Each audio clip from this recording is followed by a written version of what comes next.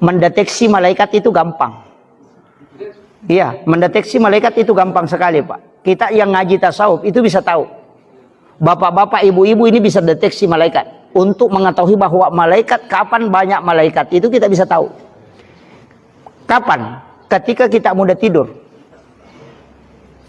Iya, itu bukan jin, itu bukan setan, tapi deteksi malaikat. Kenapa? Yang pertama, karena resonansi malaikat, pasti kita cepat ngantuk. Kapan kita biasa cepat tidur? Yang pertama di saat berzikir. Karena itu malaikat rahmat datang ketika kita zikir. Makanya disebut Raudatul Jannah, taman-taman surga. Kemudian yang kedua, ketika kita membaca Al-Quran, itu cepat sekali ngantuk itu. Karena Al-Quran ketika dibacakan, itu malaikat rahmat itu kan datang. Kemudian yang ketiga kapan? Ketika orang sholat Jumat. Karena seluruh malaikat rahmat itu ketika khatib sudah naik di atas mimbar, para malaikat itu masuk bersab-sab ke dalam masjid. Lebih banyak malaikat itu makhluk yang tidak kasat mata dibanding dengan jamaah Jumat.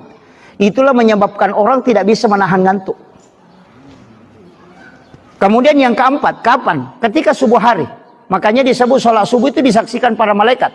Karena malaikat penjaga malam dan malaikat penjaga siang itu ketemu di subuh hari. Itu seperti petugas di SPBU. Petugas malam belum pulang, tapi petugas siang sudah datang. Maka ketemulah di pagi hari. Itulah kenapa sedekah subuh itu istimewa, karena didoakan dua kelompok malaikat. Itu kuncinya. Makanya kalau sedekah pagi, itu tidak didoakan dua kelompok malaikat. Jadi jangan bilang sedekah pagi, sedekah subuh. Sebelum malaikat penjaga malam naik ke atas.